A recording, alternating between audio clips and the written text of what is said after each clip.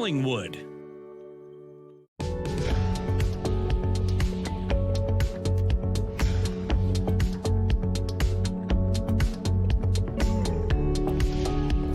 Welcome to this week's Penny Skelton Show. In the past, I have had this guest on the show, and we've talked about what's happening in downtown Collingwood. And I'm very pleased this week to welcome back Sue Nicholson, the GM for downtown Collingwood. Nice to be here. It's nice to be here. Yes. Now, fall is an interesting time because you've probably been going nonstop. You had the farmers market. That's right. Summer, all summer. All summer. And that wrapped up Thanksgiving weekend. Thanksgiving weekend, that's right.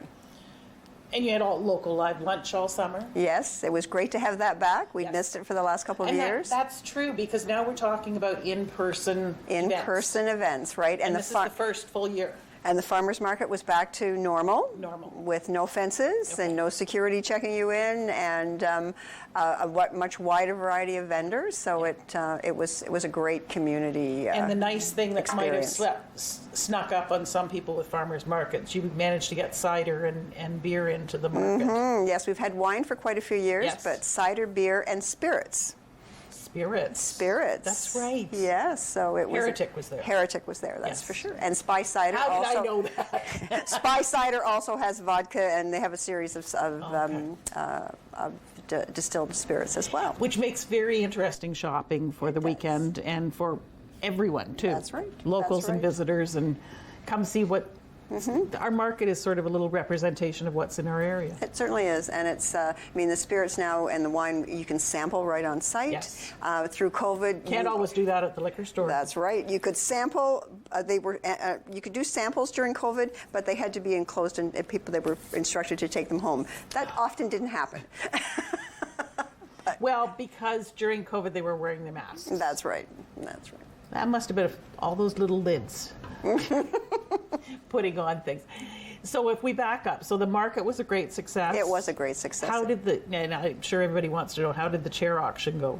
Well, we had 11 chairs this year, and they were auctioned off on our last market. We had some competitive bidding. It was nice. We had to yell. Hands down at the end. No sitting on any seats. Sitting on any of the sheets. That's right. Blocking it off. That's right. Okay. And we raised over $2,400 for Home Horizon, the Barbara Whiter House. So that was the decision that the board made this year, was to use those funds to donate to that for youth at risk and facing homelessness. That makes me proud. It is. It was great. It's a great idea to do. Yeah. Well, giving back to and supporting the community. That's right. That's another way. And I'm sure the artists are going to love to know that that's where their work has gone. I think so. To raise money for. That's right. That's right. It's a gift that keeps on giving. It certainly is. And somebody has some wonderful chairs sitting on their front porches. They certainly do. Yes, there were some amazing pieces of art. Nice. And speaking of pieces of art, we're making those ugly utility boxes look beautiful downtown. You mean the graffiti spots? That's right. That's what I always called them. And you're right, because you started with a couple. That's right. And now you're growing and growing, so you've got 4 more to go? 4 more to go, and with the weather that is happening this week... They're promising this weekend. It's wonderful, because it's a certain temperature before they can apply the vinyl, and it's an anti-graffiti vinyl, so that ensures that there's nothing on them besides the artwork. And I'm trying to think of where some of the ones that are currently done. There's one outside the insurance store. That's right. There's one outside... I'm going to get the lawyers wrong. Third in here in Ontario. Yes, and was Bob Thompson's office. That's right. Across from the Caesar Bar. That's a much easier location. Everybody knows where the Caesar Bar is. That's right. Okay. Adjacent to Marlin Travel. Right. We did one there, and I'm just trying to think of... the fourth one, I think, was the side of Prime 7-9. That's right. It was the side. So we've got 4 more to do. We've got 4 more to go. Nice. There's a double one adjacent to Black Bellows that will be installed. We were waiting on Huron Terrace Street there were 3 boxes that were completely destroyed. So the town bought new utility boxes. So they've been installed, and so there's one across from the Federal Building. It's in front of Minds Alive, and it's 4 children's pieces of artwork that will be on each side. So it'll be great. And then in front of Prime 7-9 will be the other one. Okay. And then the other one is right across from the town hall in the garden that's right in front of the TD Bank. So it's a little short one. Right. Now, how do we select the art for those boxes? Well, we ask for submissions, but we work with our beautification committee, and we have an artist on that committee. So she connects with the artist and looks at the box and what would work and what wouldn't work. Yes, you can have the most beautiful piece of artwork that you submit, but if you put it on a box, it looks funny. That's right. That's right. So we look at the size of the box and the location, and so we have one more photographer that we would like to put on a box. We're just searching for that, so that probably will be a spring install. Yeah. But I think that it serves two purposes. It promotes the artist, three things: beautifies the downtown, and gets rid of the graffiti. That's right. Because anti-graffiti, well, we shouldn't put it out as a challenge, should we? But it doesn't stick. That's right.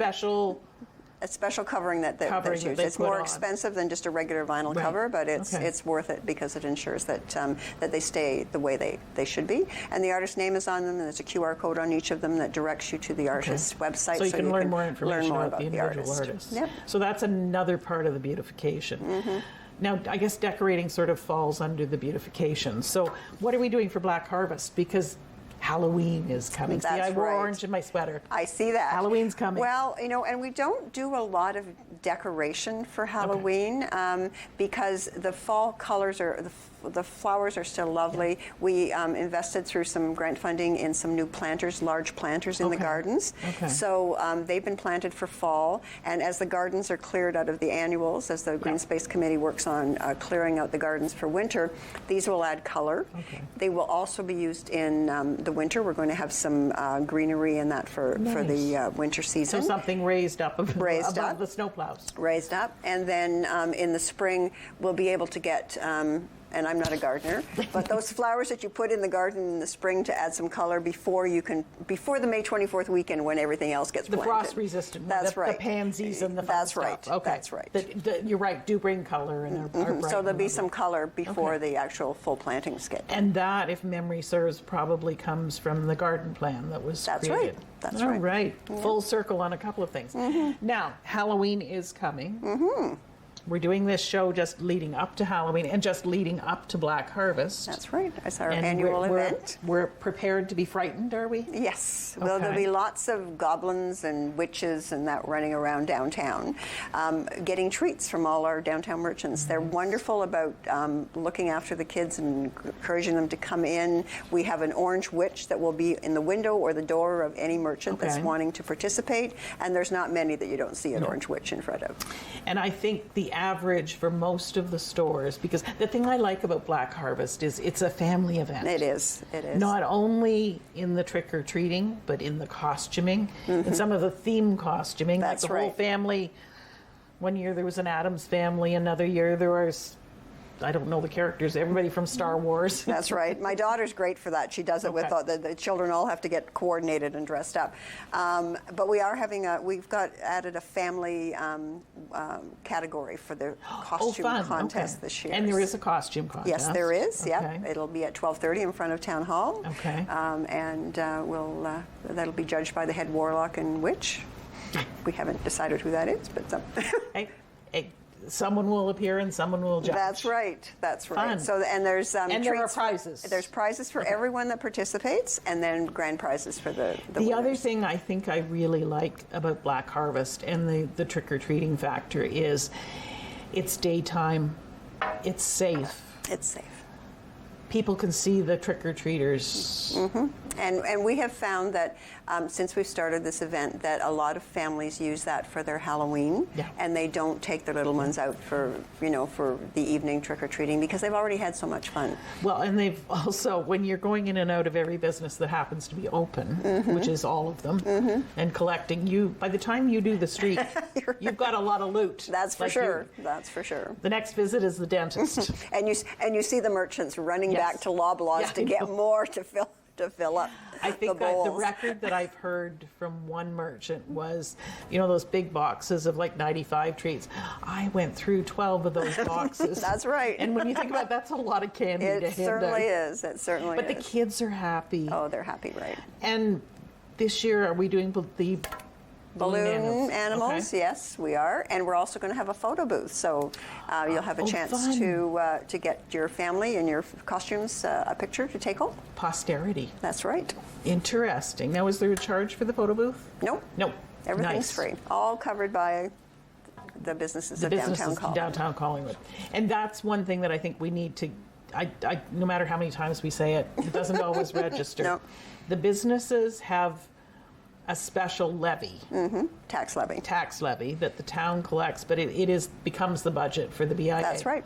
So the merchants are self-funding everything they're doing, from the gardens to things like Black Harvest to the farmers market to all the local art live projects. lunch. And we should back up to local live lunch, because that coming back in person was so wonderful to see. It really was. Because one of the things that the BIA does so well is local live lunch, which is putting together a band, a local band playing, and a local restaurant. That's right. And we had some great food and some great music on the street this past summer. And there's always the challenge. It's not like somebody said to me they should do a food truck, and I said, well, this kind of is, because it's a special menu for the lunches, but they're all different, and they're often related to what the restaurant is. That's right. It's a good opportunity to introduce their restaurant to people that may have never, been inside, to let them know what else they serve. So there's, most of them promote with a full menu card that you can take away. So you get to know a little bit about the taste of the restaurant. And you're often talking to the chef there, too. That's right. They're often serving. Yes, they're cooking and serving. They're cooking and serving as you're there. Now, I know we'll run into and this discussion will probably run over and come back after the break, which is in a couple of minutes, but you started a project for an archway downtown, which hit a couple of bumps. It did. Quite a few bumps. So it has now morphed into an art project. That's right, a public art project. A public art project. So where are we on that now? Well, we have put the call out for people in the community that might be interested in participating in the selection committee. We have the technical team has already met, and that's people from works, engineering, people that need to look at the location where it would be, what's the parameters, how big, how deep, is there hydro, those types of technical things, looking at the transportation study and that sort of thing. And then we have the selection committee is meeting next Tuesday, and they'll look at a draft call for artists. And once they finalize that, then it will go out to the arts community. And it's a two-stage process where the artists submit, their background, what they specialize in, that sort of thing. And then the decision is made to select 3 to 4 of those artists to go to the next step to do a full design work that they feel would be the best to. Do you think well, you probably don't know. It could be a sculpture. It could be an art installation, as they say. That's right. We don't know what it will be, but we're very excited about seeing what. But I think the intent of the project initially was to look, as you come to the intersection on First and Huron, Ontario, something to catch your attention, to draw you downtown. That's right, because we have a historic downtown that's designated as well as recognized federally as a historic place. Yeah. Okay. But when you look at that, after the break, we're going to finish this discussion. Okay. Join us.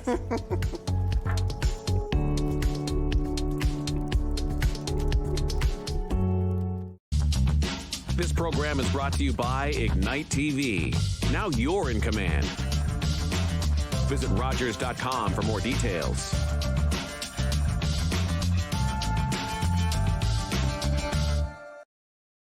Was that 4 or 5? He's lost count and still thinks he can drive. Do you think he knows that when he is caught and charged with impaired driving, he'll lose his license and a lot more? If he gets in his car, he'll face costs exceeding $20,000. Does he realize he could have a criminal record for his choice to drive?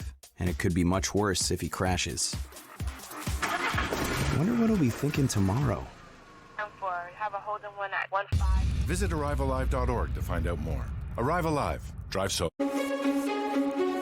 Monday, October 24th is Municipal Election Day in Ontario, an important election to set the post-pandemic course for our community.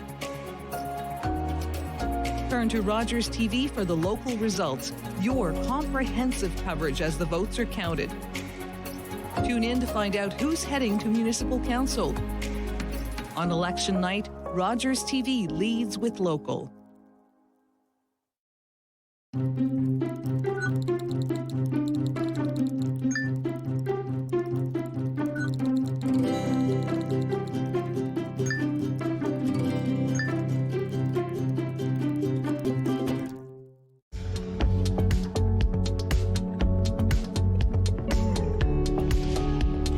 Welcome back. This week I'm in conversation with Sue Nicholson, who is the GM for Downtown Collingwood, which is our Business Improvement Association, otherwise known as a BIA.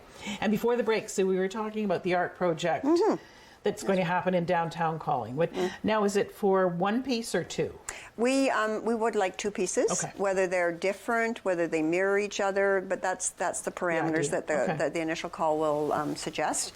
So one closer to First Street and maybe one up. No, it would be at the two corners the there. two corners. Yes, Oh, nice. the two Okay, corners. nice. And then, In other words, you can't miss it. that's right. Okay. I mean, because we know that, and all this, lots of studies have shown that people drive down First Street and feel they've seen the commercial district of the downtown. And when you look at with the amazing heritage structures that we have downtown, but you look at that corner, and it's 4 very modern buildings. True. So you don't see that from that corner. So we needed something that would have an impact that would suggest that this is a place you've arrived at, a very, very special place. And so we hope and you need to go around the corner and come back. So we hope or that park this, and walk. that we Park hope and that walk. this artwork will do that.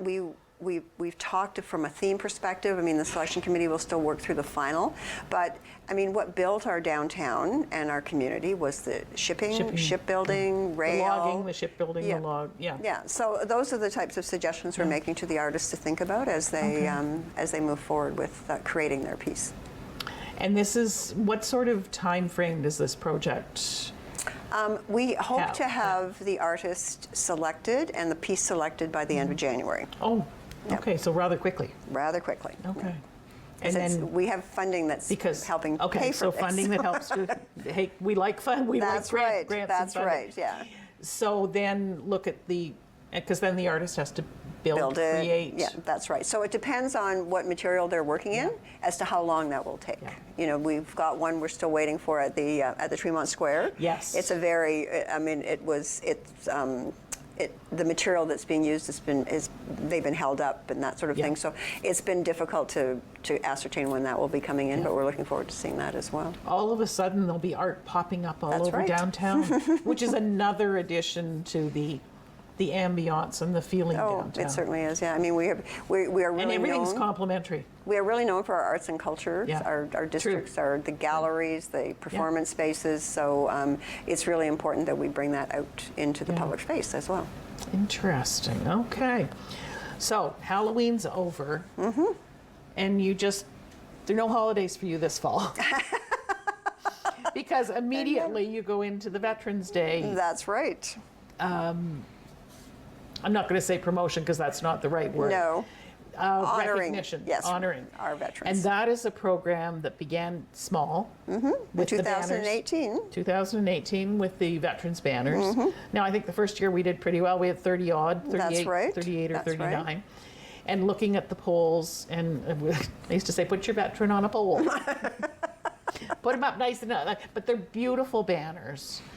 And they honor the person, and often it's one of their photos in their uniform from the war. That's right.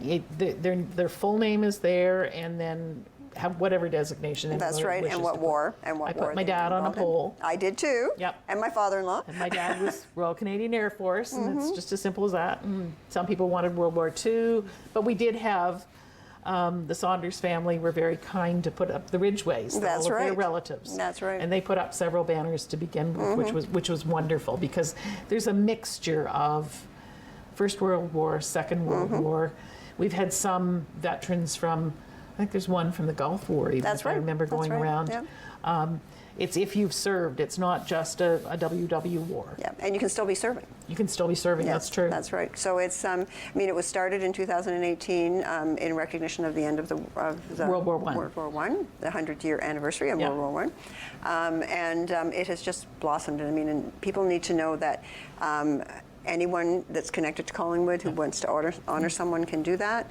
The BIA looks after production of the banners, all the installation costs, and all we ask is a $100 donation to the Royal Canadian Legion Poppy Fund. And there's a wonderful person over there by the name of Don Wilcox, and another one by Hans Mueller, who The first year we did it, I mean, Hans actually hugged me. And he said, I can't, like, it was a bump to the poppy That's fund. right. That's right. But I mean, it was a direct donation too. And we weren't looking to make anything off of Nope. it.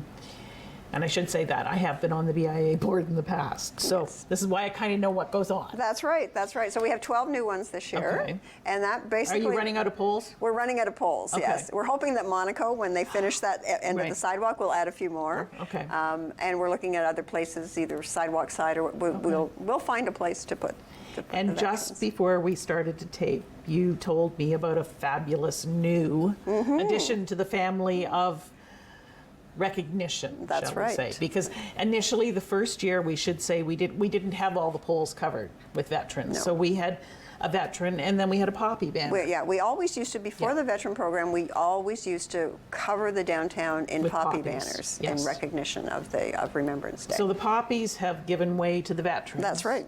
And now you're bringing back the poppies. We are, but in yes. a different manner. That's right. We, through funding from the Queen's Platinum Jubilee, Okay. in celebration of the Platinum Jubilee, this would be in honor of Her Majesty, since she's passed, we ordered 24, I call them garden blades. Okay. They're huge, big flags that will be in our gardens downtown, and they've got poppies on both sides. A little different poppy of the poppies are placed a little differently on each side, just to make it interesting, and then the recognition of the Platinum Jubilee. The Platinum Jubilee. So we're going to have veterans up on the poles. We're going to have blades, and those blades tend to go in the corner gardens. Yeah, that's right, and like in front of the town hall and in front of the federal in the building. mid-blocks. In mid-blocks. Hopefully, we'll have some over by the Legion on the 11th. Yes, for sure. As we go running around with our blades and sticking them in the. But that is such a lovely addition and complement to the veteran banners. And it will be spectacular. It will be beautiful. It will. And it will draw attention to the veterans banners. If people see these as well, they'll walk and look. Don't know whose bright idea it was, but congratulations. Thank you. Congratulations to the BIA. Thank you. So we go from Black Harvest, we go into the veterans period, which is a short period because they go up after Halloween until. No, actually, we generally put them up before Halloween. Okay. If we can do that, and we're picking up the last 12 that are in production. Okay. So yeah. So they'll be going up in the poles. Yep. And then the blades will go in the garden when? Same time? I think or? at the same time. Okay. Yeah. Yeah. As soon as I get my staff to be able to do that. They got delivered, and my staff said, I guess I'm putting those in. Yep. And we should say staff is the major person planning this stuff. Is it still Sam? It's still Sam, Okay, yes. Sam Ball, who is Sue's assistant. Yeah. And and market manager and other and duties as assigned. He didn't want to be modeling in the Saks Underwear Show for Fashion Week, though. He would. now that's one event that happened very recently. We haven't talked about. No. Fashion Week was the first week of October. It was. And this was this the first real year in person?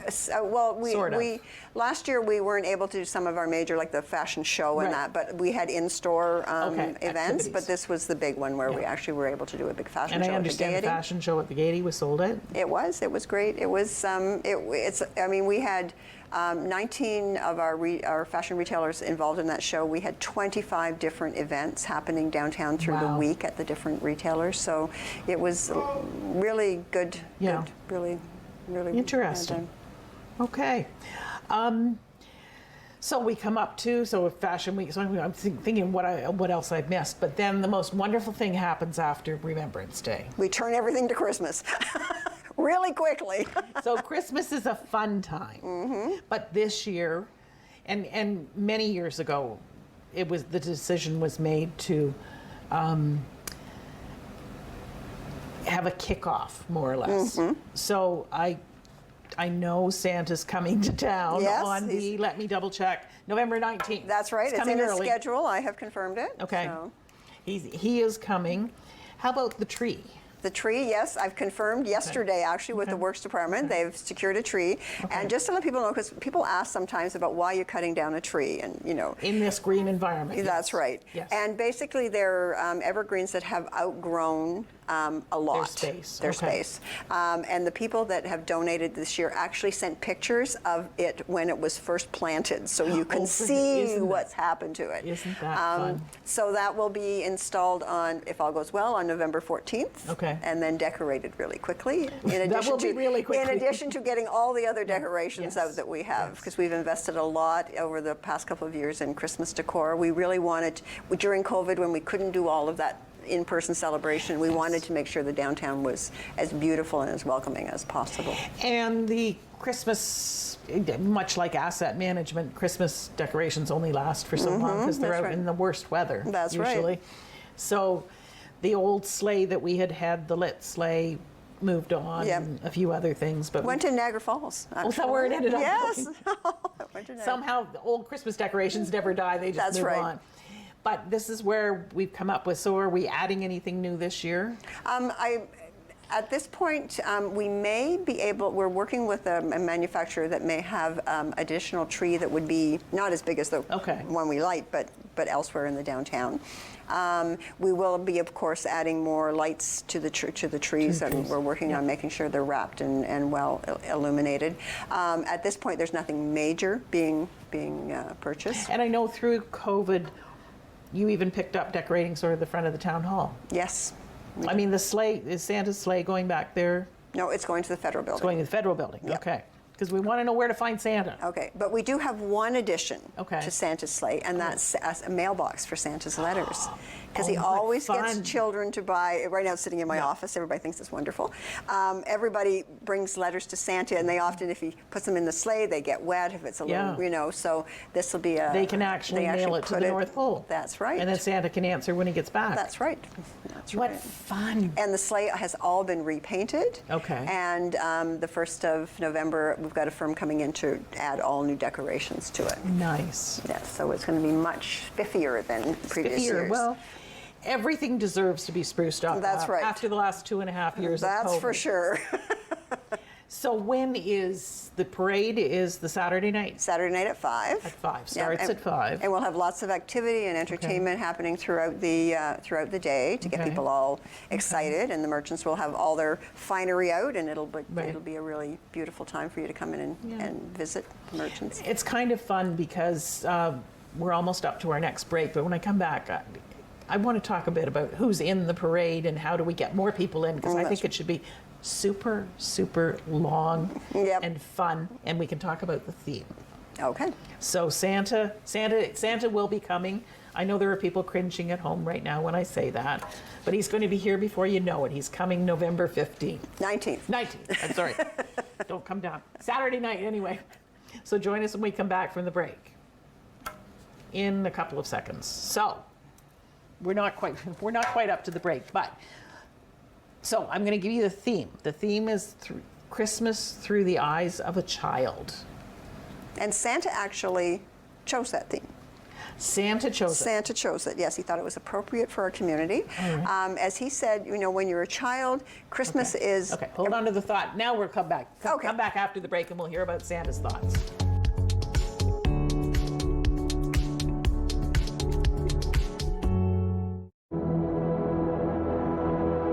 Smudging is a very important part in our life as we're all learning to walk the good way. When we smudge, we use the sacred medicine, the white sage, the sweetgrass, the tobacco, and the cedar. It cleanses negative energy and replaces it by a positive energy. When I smudge, I cleanse my end and my eagle feather and start cleansing my breath to have better words. I will smudge my eyes so I could see the better things offered to me. I will smudge my ears to hear the good thing that people have to say. I will smudge my hair to have good thinking from my head. I will bring the smudge to my feet so I could walk in respect with our Mother, the Earth. Smudging is the way we give our prayers to connect our spirit to the Creator. We express gratitude for the gift of life, the learning, and growth.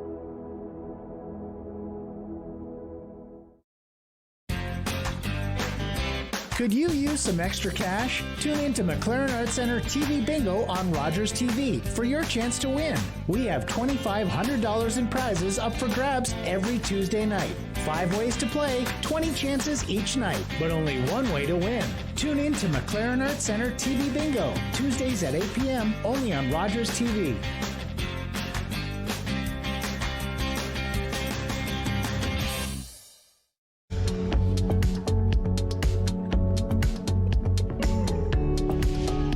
Welcome back. I sort of cut Sue Nicholson off, who's the GM of downtown Collingwood, talking about Santa's theme for this year's Santa Claus Parade, which is on Saturday, November the 19th, starting at 5. So the theme Santa chose is... Christmas through the eyes of a child. Interesting. Okay. As he said, when you are a child, Yes. everything is bigger. True. You know, more magical. Yes. Just so he thought... A little more in awe. Yeah. So he thought that would be an ideal theme. It would be great for the float makers to look at, you know, what does my float look like to a child? So, Fun. yes. So make everything bigger. I would say the last parade I was at that was big and fun, and I love the lights, I love the music, probably took almost an hour to go through downtown. That's right. Core. We want more floats, don't we? That's right. I mean, we've had lots of inquiries from new groups and new businesses this year, Because I was which is about to great. say, who can put a float in? Anyone can put a float in. Okay. If you're a commercial enterprise, we ask for a $50 registration fee. Okay. Because it's also good advertising for your Yes. business. But please decorate. Just don't put your car in with a bow on top. Yeah, it's not.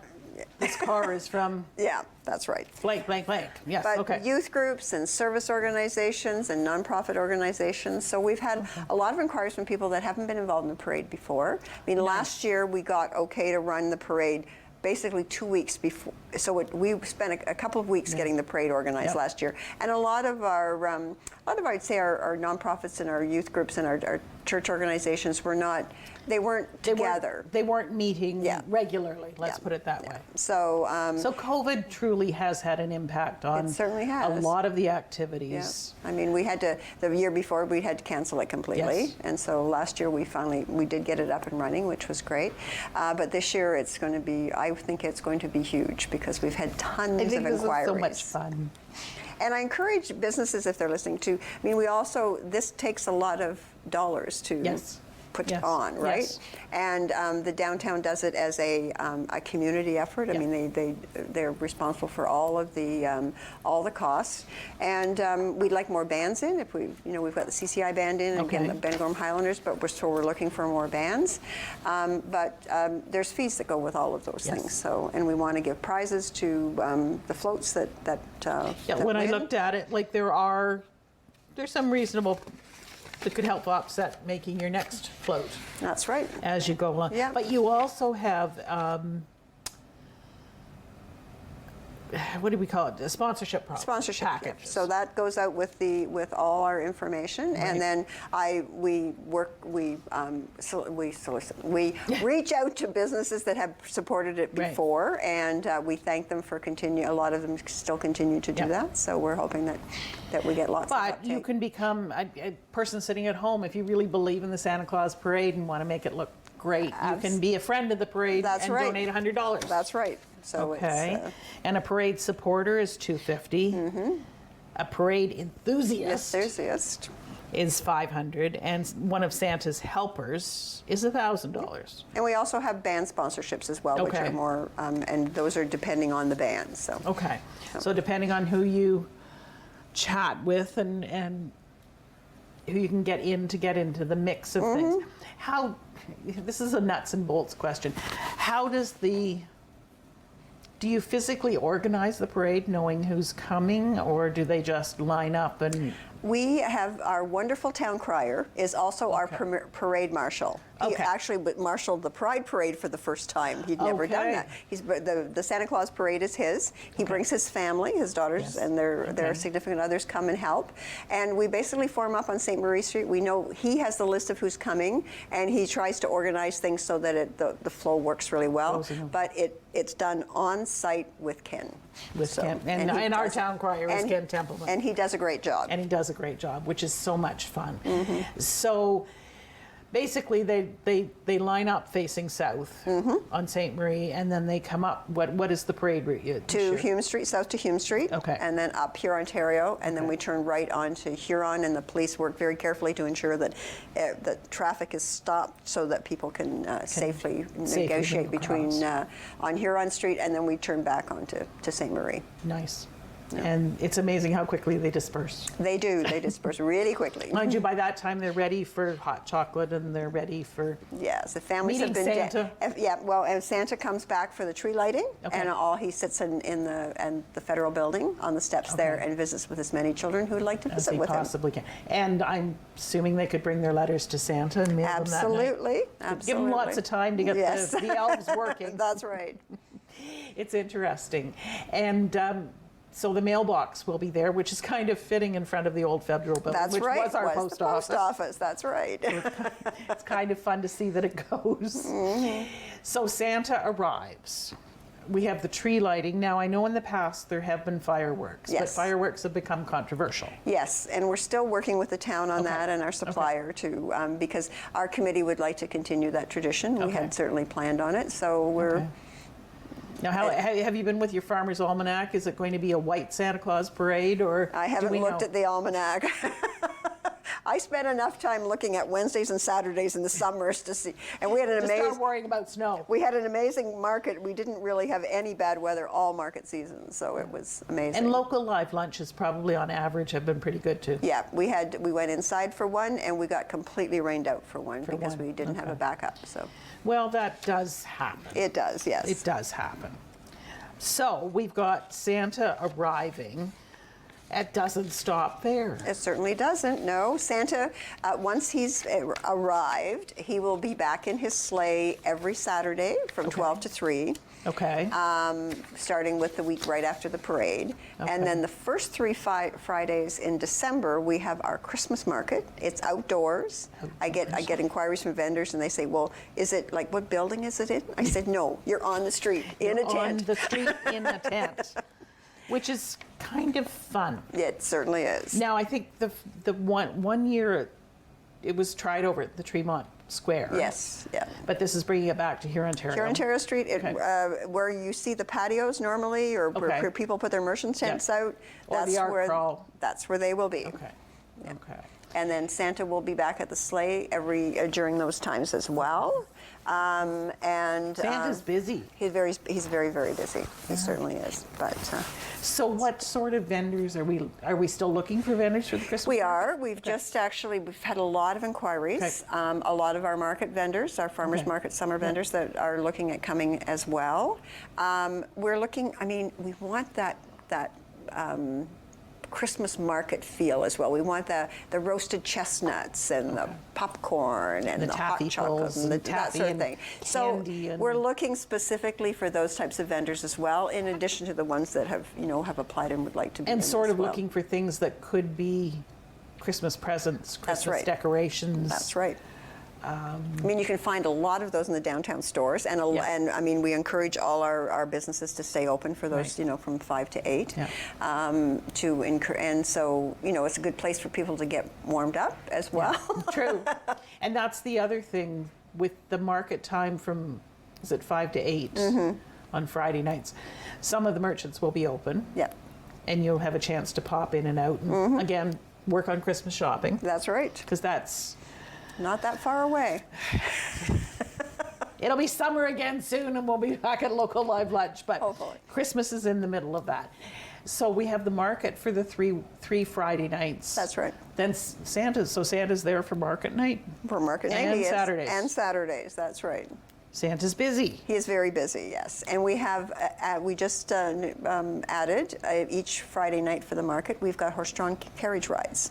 Nice. So now, when Santa's back, I know one year we had trouble. His reindeer couldn't come. I think they were sick. Yes, and he's just looking at who could come. We haven't. Okay. Last year we had some dates where he felt that they really shouldn't come. Okay. So we're just working on finalizing that. Well, staying in touch with Santa. That's right. Okay. That's right. Because it's amazing when you can see a real little. I know, the reindeer. And they're adorable. Yes. And people may remember 4 or 5 years ago when it got loose. We had the great reindeer caper. That's right. And I think that was so, I shouldn't say it was so much fun, because the only thing I was worried about was the reindeer. That's would be right. okay. Yeah. And I think that's what everybody was. But when people started putting their drones up to look for them, I thought, this is a community event. That's right. That's right. And I mean, and there was a video that was posted of our local constabulary or police officers chasing one, and I think they must have done something for the video, because it really looked like the old Keystone Cops video. But it was fun. But it was a lot of fun. Yeah. So that brings our Christmas spirit to downtown. Now, are we having the Fleetwood Dancers this year? Yes, they're going to be there, I think, for the first 2 weekends. I'm just finalizing that, because they do the living windows. Yes. But I think on the last weekend, they're very involved in the Nutcracker. They're doing the Nutcracker again this year. So. And that is so delightful. So if you're new to town, the local dance troupe puts on the Nutcracker performance every other year. But they have taken to putting some of their dancers in their full Nutcracker costumes into the windows of the stores. And it is an absolute delight. It is. And you will always meet mom, dad, brother, sister, grandma, grandpa, Uncle Jimmy, all taking photos, and they're so proud of them. But everything from the tiniest little dancers, their very first time in the Nutcracker, to the very, very well-trained performers of the young ladies and some young men. We won't limit it. Yeah, and that's an interesting story of how that came about. We were talking about Christmas planning, and I think it was when I was in the old office beside the Gaiety, so it was a long time ago. And we talked about things we could do to make Christmas downtown special. And I said, I remember when I was a child, my parents taking me down to see the windows at Eaton's, and Simpsons, and all the animation. Yep. And I remember Sharon from Fleetwood at the time said, we could do that. We could just put dancers in the windows. And that's how it came to be. That is one of the things I love about Collingwood. Somebody goes, we could do that. That's right. And it's continued on to this day. And they do a great job. And they coordinate everything. They talk to the retailers and get everything, settled up with them, and it's wonderful. Well, I know when we had the store, we had the youngest, because we had the height restriction. They would go out in our showcase. On your showcase, I remember that. And there was, I said, they can't do much of this because they'll hit the ceiling. That's right. We got the little ones, and they were so cute in their little pink tutus, and they loved it. Yeah. Absolutely loved it. And they're so proud of performing. That's right. And then they get the thrill of actually doing the Nutcracker, the whole performance, which also is a real gem to another one of our Christmas traditions. It's not a BIA one, but it's definitely. But they are, Fleetwood are BIA members, and we support their endeavors for sure. And then beyond that, we have our merchants in downtown Collingwood that are then all stocked up and ready to say, come on in and do your Christmas shopping. Yes, things are starting to arrive already. So it's amazing great as you start to look, because I think when we come back after the break, the one thing I'd like to talk about is the health of our downtown and our merchants, because COVID has had a pretty chilling effect on a lot of businesses. And I think we really need to make this a Christmas to remember for everybody. Right. So join us when we come back after the break.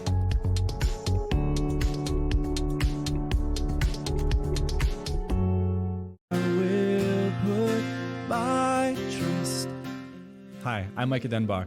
Join us on Rogers TV and on Facebook and on YouTube at Clearview Community Church for all of our content. Thank you, and I hope you guys have a great day. Flooding is causing widespread devastation in Pakistan. More than 1,000 people have died. 1/3 of the country is underwater, and 6 million people are in need of emergency assistance. The humanitarian coalition is responding to the crisis in Pakistan. You can help.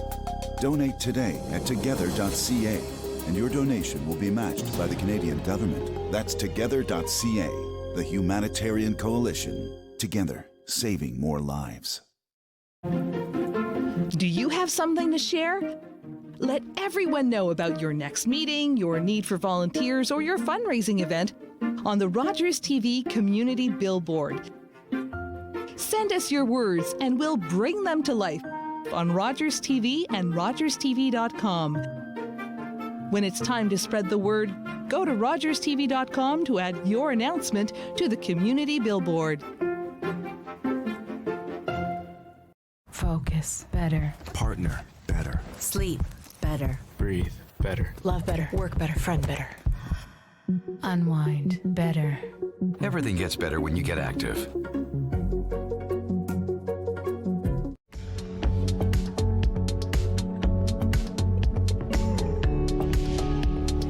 Welcome back. We've just been talking about Christmas and everybody's cringing. So let's move on to the health of our downtown and talk about what a business association actually helps its merchants and its retailers and its businesses not only compete but thrive and survive. And the one thing I am very proud of, a lot of our downtown has remained intact. It has. It We've come certainly through has. COVID.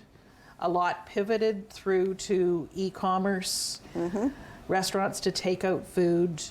I'm trying to think of some of the other things that were done during COVID, but there were some that were just closed down. Yeah, period. and personal shopping. Personal shopping, we've found yes. that people may have reduced their hours, Yeah. but they have offered to meet personally in the stores. You know, because some consumers were leery of going out with True. with a crowd when Yep. stores are open, so they would arrange personal shopping times for Okay. them. So that's something that independent businesses do.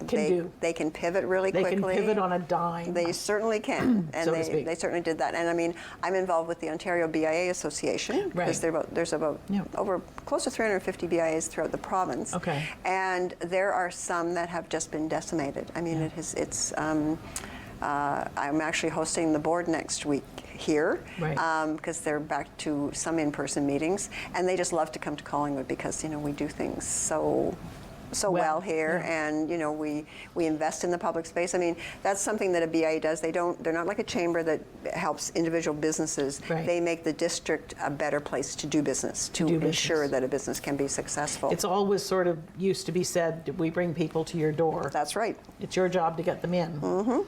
The business's job. But it's interesting that you've got some innovations, things that have been talked about for years that you're starting to introduce. You were just saying we've got downtown gift cards coming. That's right. I mean, we used Will to do... they be here for Christmas? Yes. Okay. We'll be launching for Christmas. We years ago we used to do downtown dollars, and we get lots of it, and they're basically it's dollars that could be spent throughout the downtown at individual businesses, but it was unwieldy. You had to have cash on hand to reimburse.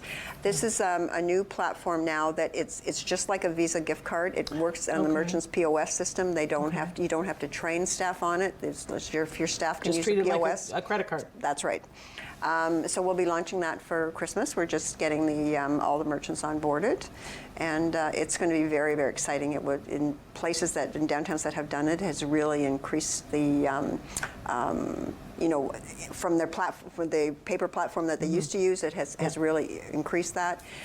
We've had we always get inquiries from businesses like accounting firms and industries and that are looking for something to give their employees for Christmas, right? Yes. And so they're always asking for that. Okay. As well as you look at the real estate market when a gift for a new homeowner when they sell a house. So I think it's going to be well used. We're going to market it really well so that people understand what it is. There are lots of options. So the card is loaded with a certain amount. Yep. Who loads? It can be done. We'll be loading them at our place. Okay. But you can office. also buy them right online. So someone in Toronto can buy a gift for someone in Collingwood. Oh, nice. Yeah. Okay. So it's going to be very easy to use. The gift cards, they're branded with our, all of our the picture of the town hall, and so they're well branded in little gift pockets, so that they make a nice gift for someone. So, nice. And it will drive business into our downtown. And within the boundaries. Now, let's remind people, what are the current boundaries of RBIA? We're south to Fifth Street. Fifth Street. Okay. We go right to the terminals. We take all of the waterfront in. Right to the museum on the east. Okay. And Pine Street on the west. On the west. Yeah. So it's a nice little tight, compact downtown area. Yeah. It encloses basically all the Heritage District, but it's more than the Heritage District as well. Interesting. So we've seen a few businesses close, but I think there's always a natural attrition of some businesses. There is. They've pivoted. Some restaurants have expanded.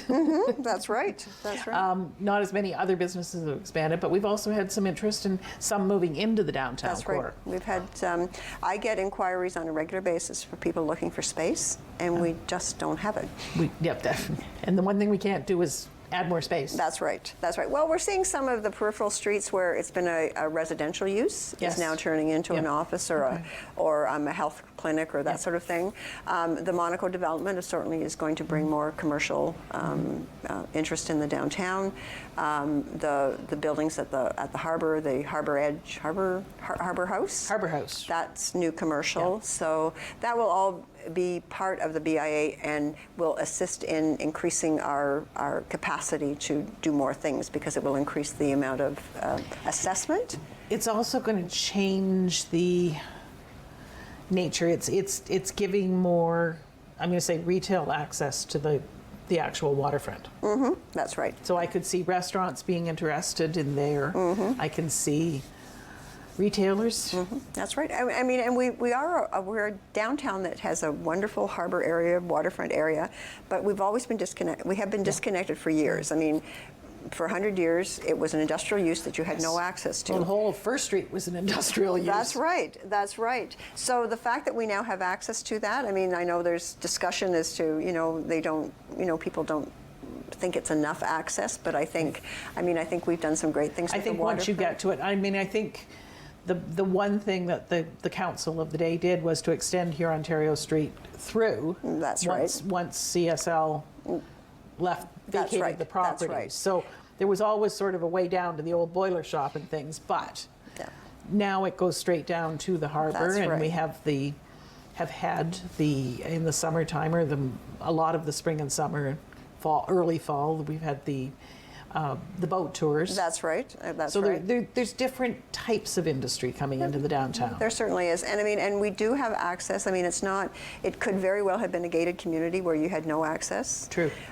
So the fact that we have a lineal park that you can walk along the waterfront is amazing as far as I'm concerned. And there's some exciting choices coming. I mean, Harbor House being built now, but it's the same development company that's looking at potentially for the terminals, dealing with the terminals, and those grain elevators could become something quite spectacular.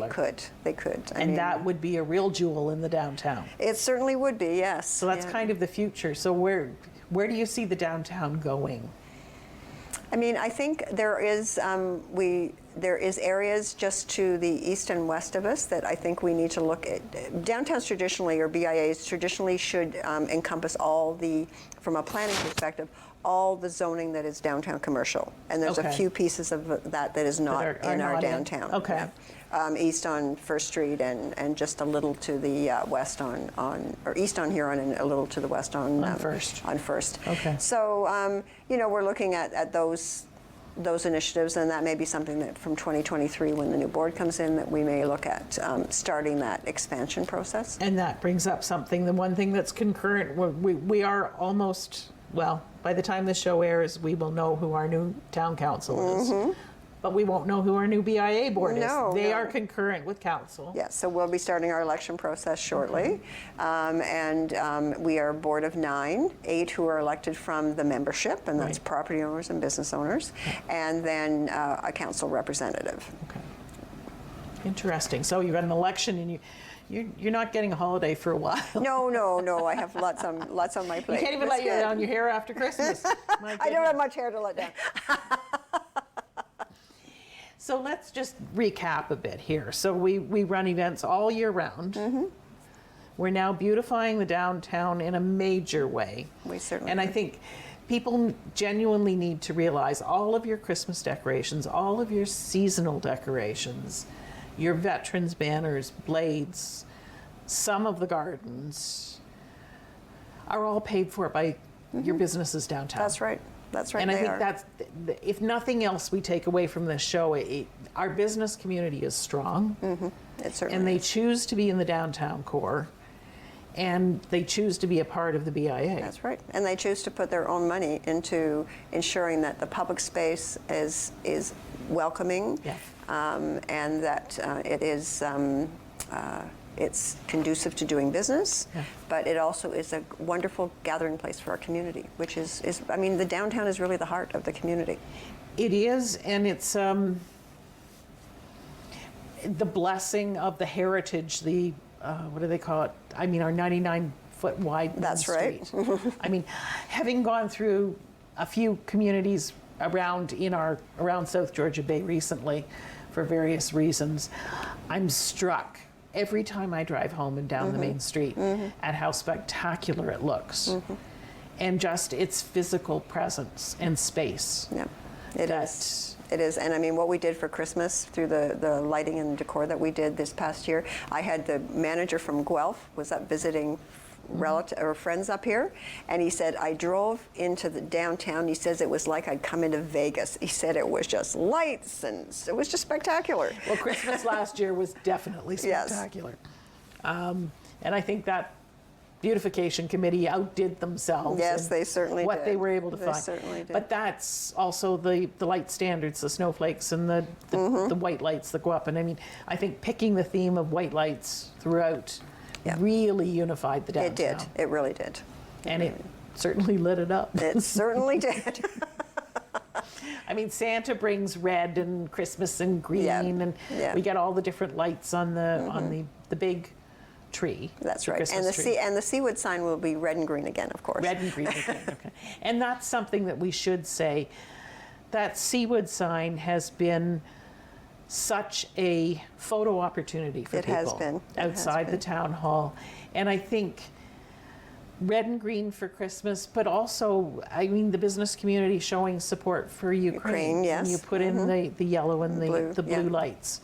I mean, I just think the simple little things that mean a lot to people. They certainly do. And people who have their picture taken in front of the red and greens, or the pride lights that were up, or the Ukrainian lights. They were just so proud. They were. So I mean, somewhere in the world there are people who have a lot of pictures of Seawood. That's right.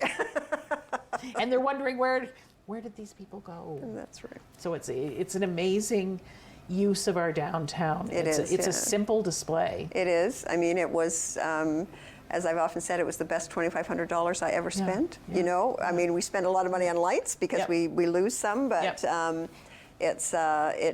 but it was a labor of love from a local sign manufacturer. Visual Effects put it together, and I think it was they wanted to do it. They kept found a way to do it. They kept sending me pictures of the letters as they were being made. You know, they were so excited about being able to be part of that project. And I think that's one thing. We're under a minute to the end of the show. I can't believe we spent a whole hour talking about this, but there's a lot going on.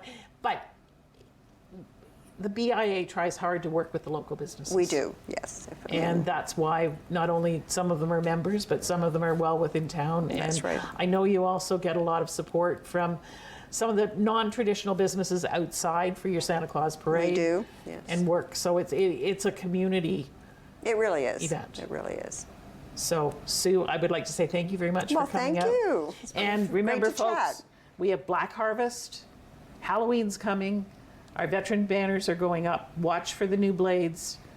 Then Santa's arriving in the middle of November.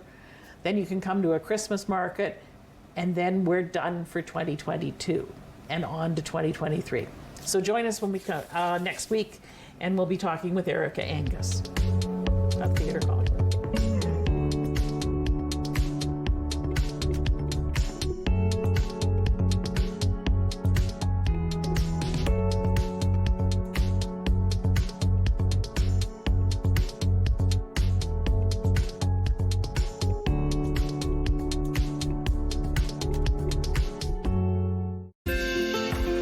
Call the Rogers TV viewer response line, email us, or connect with us on social media.